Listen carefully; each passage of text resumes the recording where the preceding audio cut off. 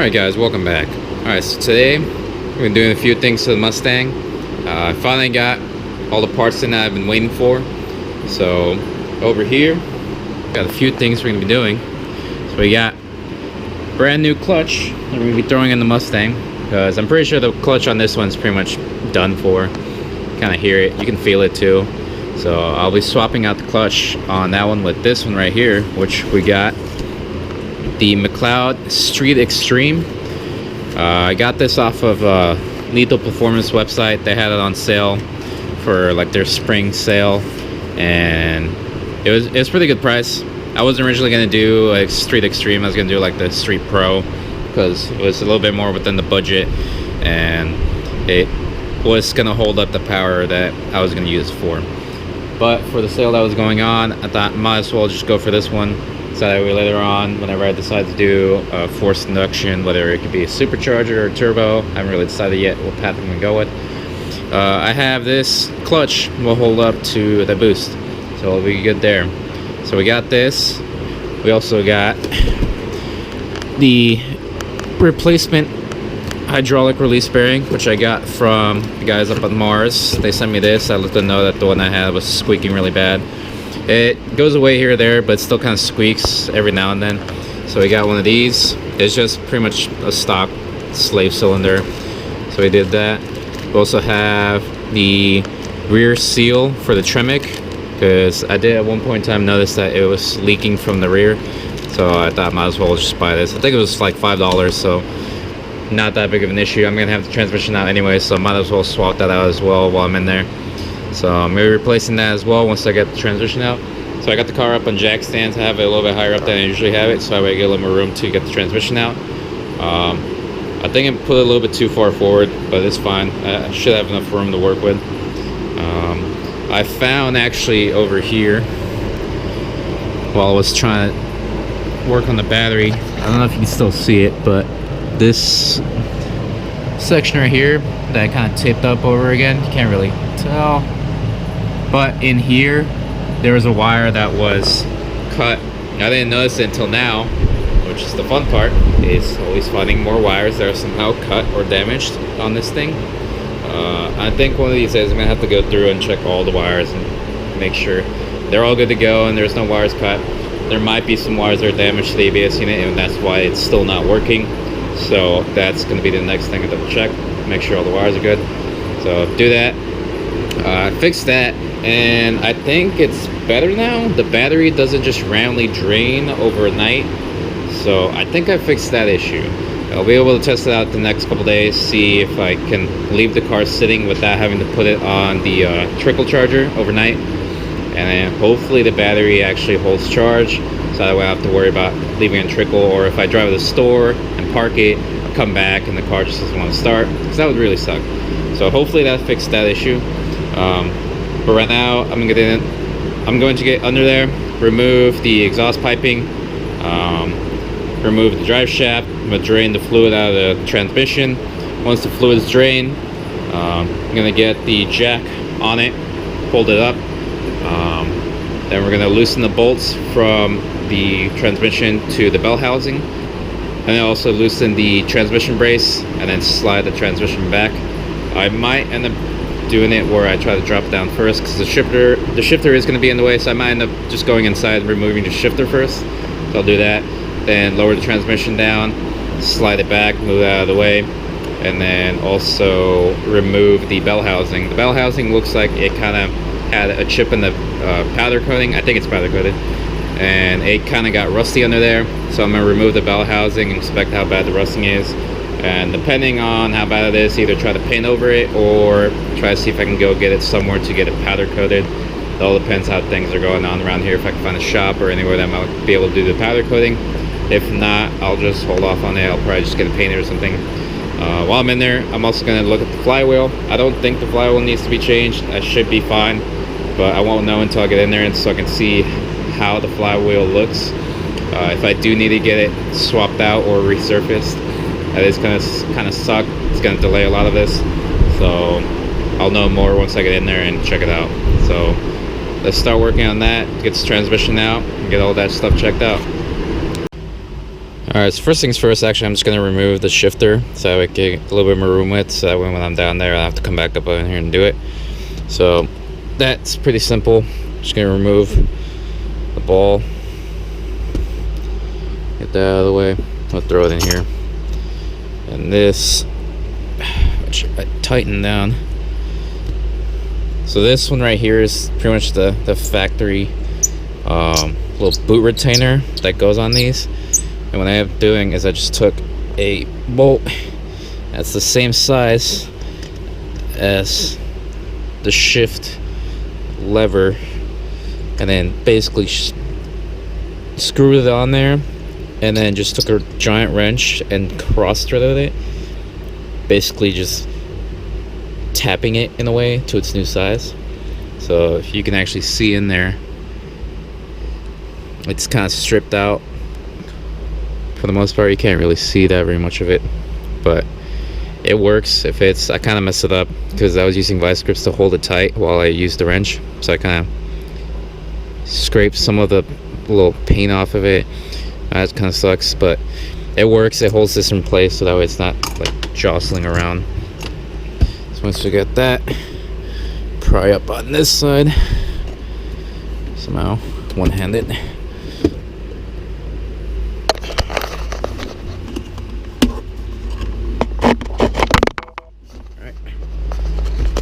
This side up, that side. Alright, once you do that, I'm just gonna lift this up, so slide this back and slide this over. And this plug, I'm just gonna end up unplugging because it's gonna get in the way to take this off. So unplug that. Once that's out of the way, the other plug has enough room to where you can set this down like this. And if you had the seat here, like I don't have the seat here, you would be able to rest it on the seat, but the wires have enough slack so they're not like being tugged on too bad. Against that, I have to get a wrench and take these bolts off to be able to get this off, but after that shouldn't be much else. Tighten down that so I don't lose it. Yeah, let me get a wrench in here and get those off real quick. Alright, so 13mm wrench. Let's get in here. Nope, I don't want to do that.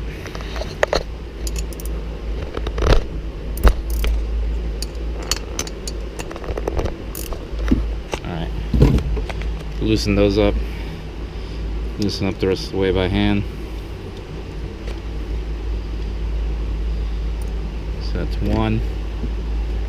And then the bottom one. Let's grab this.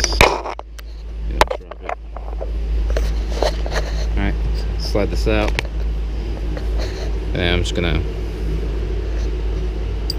put the bolts in there so I don't lose them.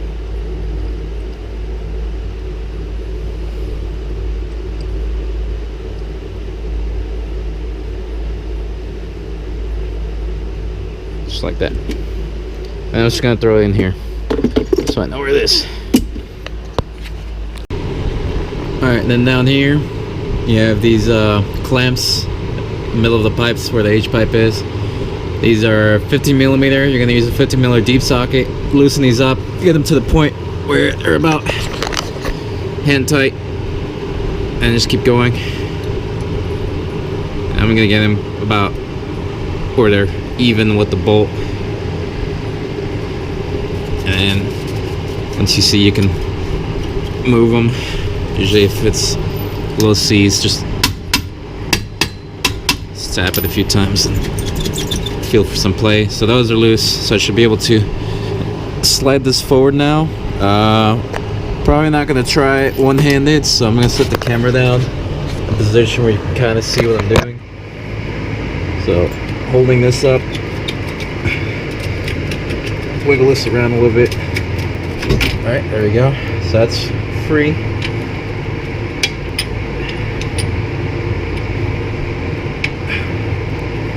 And this I'm gonna try to slide forward the rest of the way so it's ready to slide back on.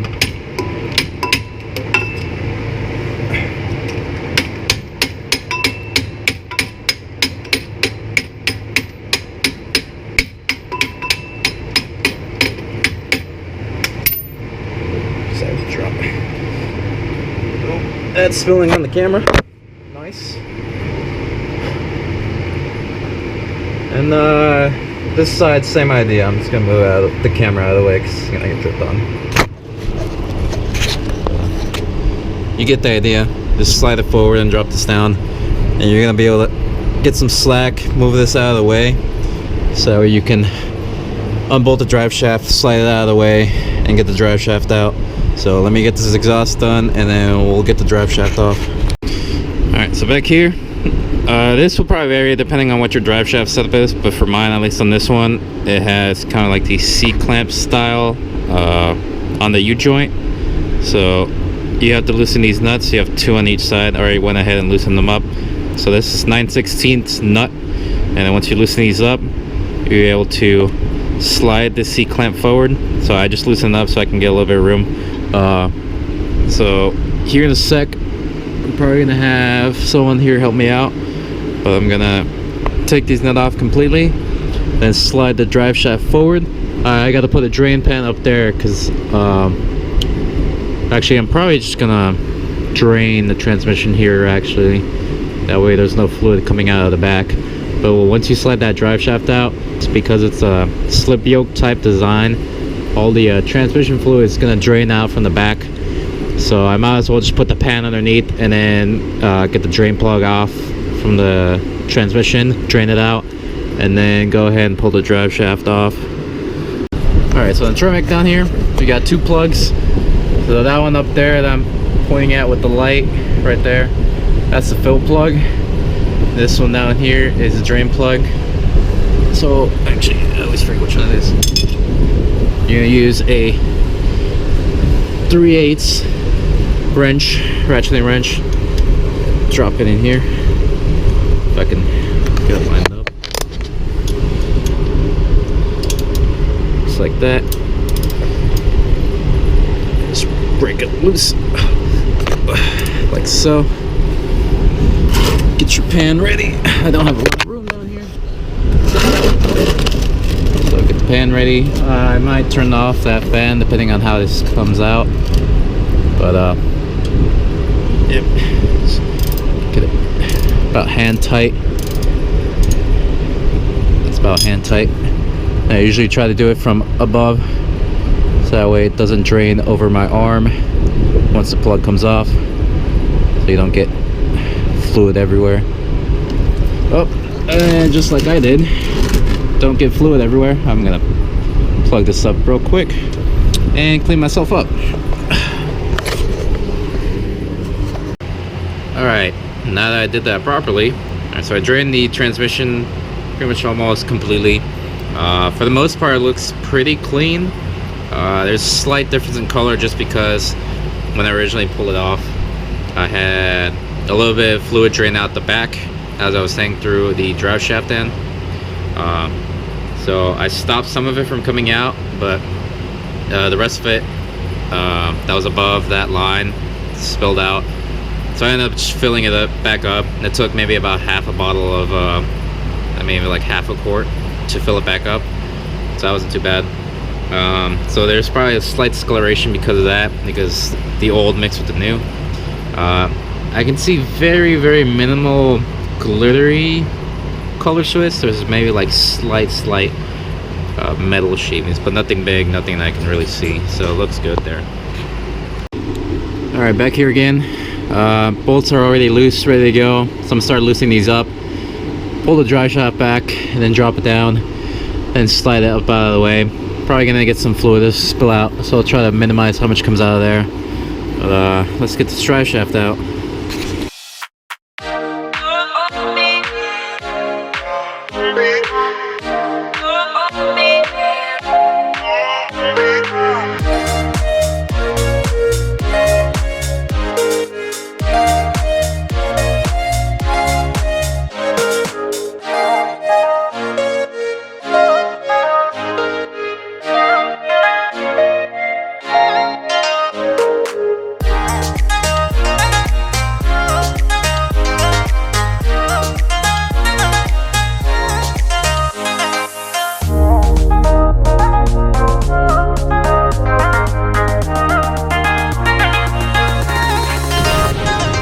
Alright, so now I'm under here. Alright, so I just loosened the transmission cross base bolts.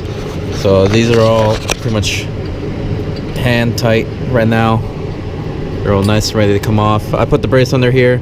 So I haven't loosened the bolts quite all the way yet. I still have to get in there and disconnect all the electrical plugs on the transmission. Once I do that, I get the strap over it, get it strapped down. Oop. Yeah, get it strapped down so I can safely lower it down without this potentially sliding off. Then once I have it strapped down, I'll go up here, loosen those bolts that go to the bell housing, and then just pull it back, and it should drop right down. It should still clear the exhaust. Doesn't look like it's gonna take up that much space. And if it doesn't, I can pull it back off of there, then lower it down, and then kind of just like shimmy it out. So let's do that and get this transmission out. Alright, so it's about 2 or 3 days later. So in the process of trying to get the, well, actually I don't remember where I left off, but just from where I think I left off. So I got the transmission out. That took a little bit of time because those two dowel pins were basically rusted onto the bell housing. So that took me a minute to let the rust buster sit and penetrate in there so I can wiggle that off. Without getting the car any higher, I ended up just removing the whole H-pipe connection, which to do that I had to basically cut the clamps off because those were also rusted on. Once I got those off, just wiggle it out. Same thing, I had to basically let it soak with some more rust buster. Fun. Once I got it off, I was able to move this part back enough to work on getting the bell housing out, which bolts came off pretty easily except for the two that are kind of sticking right on the bell housing, and I'll show those here in a sec. But got the bolts off, and then this part that took the longest just now was getting the bell housing off the dowel pins. That took about 2 or 3 days. I had work yesterday, so I couldn't really do it yesterday, but the 2 days before that I was struggling so much to try to get them off. I had to use, basically I used this along with the smaller one. I started with the smaller one to create a wedge, and then got to this one, and then added a little extension on it to kind of get to those higher spots. I didn't want to have to drop the engine, so that's the reason why I ended up doing that. And over here I'm using the jack stand on the end of the pipe to kind of angle the engine. Right now I have it all the way up, so that way I can pull it back. I might drop it back down so I can get a little more room to work with. I also had to remove that the bar in the middle that supports between side to side on the K-member, because I finally got the bell housing off, but I couldn't lift it up enough to clear the clutch so I can get the bell housing off and out of the way.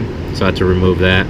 I didn't want to have to, because I was kind of using that to support the bell housing up so it didn't fall on me by accident. But I just ended up holding it up and loosening each bolt individually, and then moved the bar out of the way to get the bell housing off. So that's off. I threw the slave cylinder back on there because I didn't want to maintain the clutch line crimped the whole time and damage it. So the clutch line isn't crimped right now, so I just put the slave cylinder back on and kind of tied it off to the side. Right now it's kind of hanging in there right now, so it's fine there for now. Once I get a chance to put the new one on the transmission, then I'll try to see if I can quickly swap them out.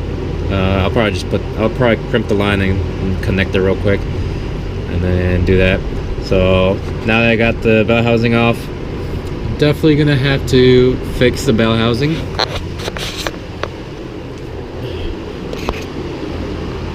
Also, what I ended up having to do is I had to remove the intake manifold to get in there and kind of use the flathead to break apart the back where the bell housing and the divider plate were, so I can get it off for the dowel pins.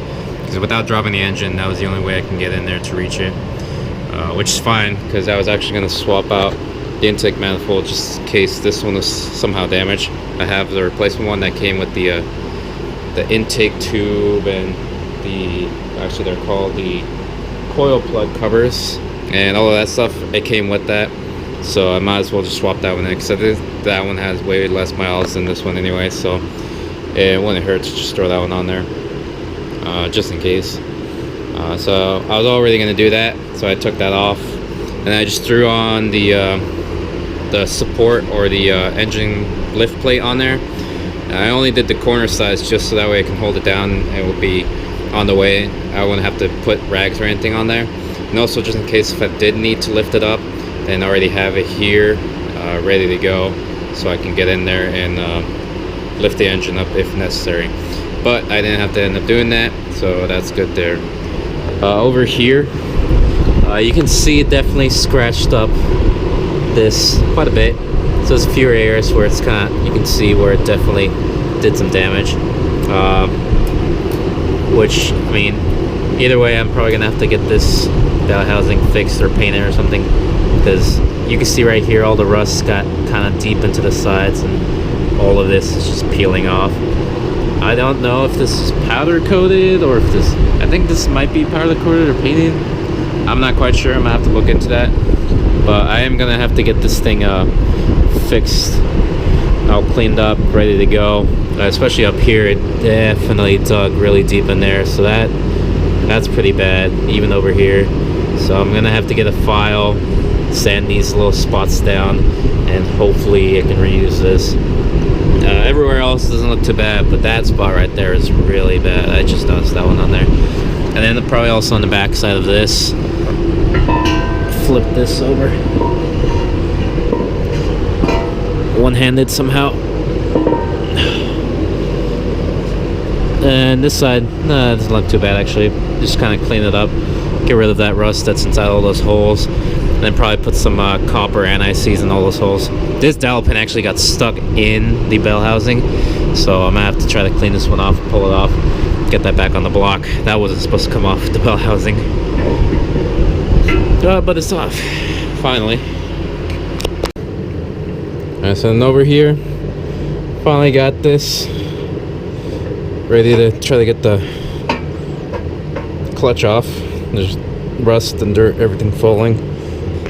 So it should be, if I remember correctly, 6 bolts. So 1 up there, 2, 3, 4, 5, 6. Get those bolts off. This whole pressure plate should come off. Hopefully I don't drop it on myself like I almost did the bell housing. The bell housing's kind of heavy when you're just lying down here. Oh, definitely got some damage on that pressure plate. I might have to get a new, not pressure plate. Definitely got some damage up there on the this isolator plate. This might not be too bad to fix. It did get a little bent, but it shouldn't be too bad. So I'm gonna go ahead, loosen all these bolts off, pull this whole clutch assembly out, and then we can finally get to swapping in the new one. I have no idea what brand this one is. I can tell it, I obviously see it's blue, but it's not whatever brand I thought the blue one was. So I'm not quite sure what clutch this is. If anyone could let me know, that'd be very appreciated, but as of right now I have no idea what kind of clutch this is, because there's no name on it anywhere on it. So and then the way that these forks are on here, they're not perfectly symmetrical around, or I guess like they're not. How many are in here? So we got 1, 2, 3, 4, 5, 6, 7, 8, 9. We got 18 forks all around, but they're not equally spaced apart from each other, which is weird because all the pictures of clutches or not clutches, all the pictures of pressure plates I've looked at, as far as like their 26 spline specific, don't look like this. So I don't know if this pressure plate and clutch assembly are different kinds. Oh, there's some damage right there actually. I didn't even notice that till just now. But hopefully there's some kind of brand name on this somewhere. Once I get this off, I'll also look at the flywheel, check to see if that needs to be replaced. Hopefully not, but if it is, I'm gonna have to get a new flywheel and probably get some ARP flywheel bolts. That way I can reuse those if need be. So let's go ahead, get this off, and we'll go from there. Alright, so just took the clutch off. It's actually right on top of me. It's actually not too heavy, but definitely gonna need a new flywheel. As you can kind of see there, that blue discoloration, that's basically a whole bunch of clutch slip. It got completely burned all the way across. There's no real ridges on the outside, so the flywheel would be fine. This probably could be resurfaced and salvaged, but these right here, you can feel it got really bad. Definitely burned the flywheel all around, which is unfortunate. So I'm definitely gonna have to replace the flywheel. So I'm about to order one now, mainly because I don't want to wait for the time it would take to get this resurfaced. I might hit up some places, see if I can get a quote and how long it would take, but for now, this, I'd much rather just get a new flywheel right away. So I need bolts and everything too, and then get this replaced as well.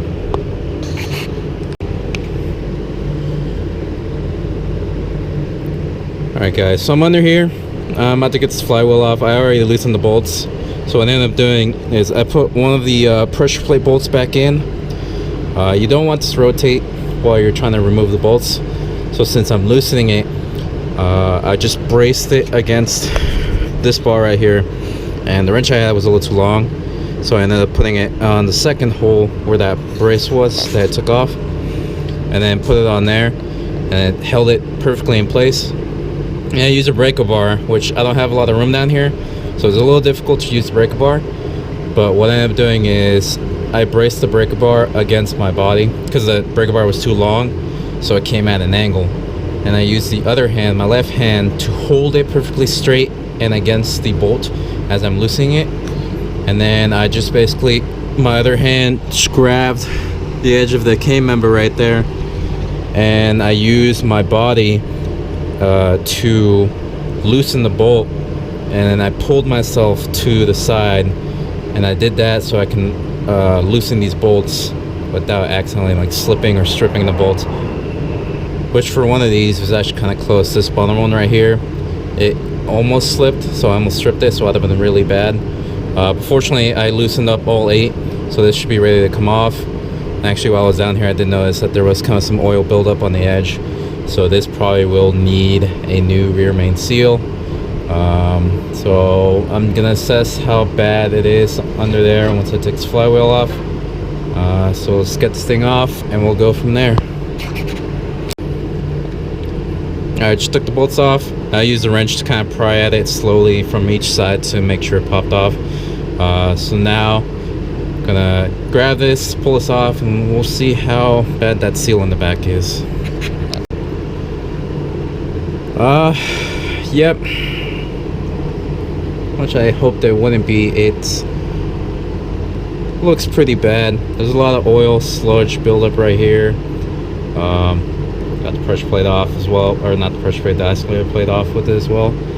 But all of this looks pretty bad, and it's probably gonna have to replace this. Actually, I just noticed it got loose. Wasn't even trying to, but I'm gonna have to mark this one so I know which way it goes on, so I can try to line this back up the way it goes. And I can kind of see why, if you were to mess with this, it can throw everything off with your timing. Because I don't know if you can notice that slight bit of rotation. It's probably not gonna be perfectly able to center it to where it was. So that's why, if you ever replace the flywheel or do anything with your clutch, they tell you that you have to do it. Some people call it a crank relearn. I've seen it also say on the manual something about something like a neutral zero position relearn type procedure on this. And I didn't know why you had to do it exactly, but now seeing this, being that this I forget what this is called, but the teeth on this is for your timing for your crankshaft. So that way it times everything else for the engine. And since it does look like it slightly moves, even if you put this back on the correct direction that came off, that slight bit of movement can probably cause you to get a misfire. So I'm gonna have to look into what I have to do that crank reeler and see how much it's gonna cost if I have to go to a dealership. But for right now, I'm definitely going to have to fix this rear main seal because it is definitely leaking a lot of oil. At least that's what I presume all of this come from. I don't think it could be from anything else, especially being that it's only from this lower portion. It is most likely definitely the rear main seal, which is unfortunate. There's a lot of stuff that I should have noticed beforehand, but it is what it is. Just get it fixed, try to get this car back on the road, and hopefully run beautifully from here on out. So waiting on parts now, and then once those start to show up, start working on this. But for now, this is pretty much going to be it. There's not really much else I can do. Other little things I'm going to work on here and there, but nothing really big that you can't really figure out online. So for now, I'm just going to wrap it up from here.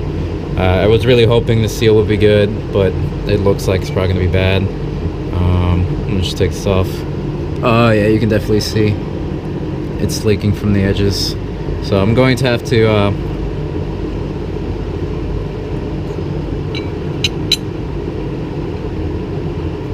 get this all fixed up here sometime soon. I might have to try to find the tools as well to get the seal off to replace it.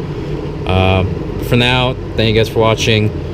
Hopefully these parts show up soon, and I'll catch you guys on the next one.